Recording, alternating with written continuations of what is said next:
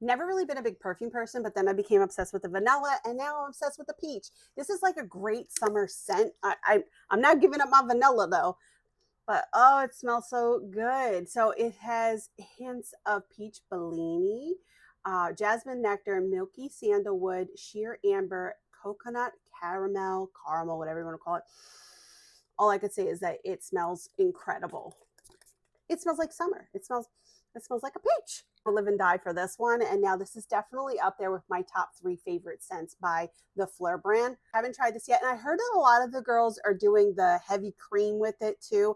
I'm out. So I can't even show you that one. But apparently they're doing the peach with the heavy cream and you just smell phenomenal. If you haven't tried the peach yet, I'm going to put in an orange card here.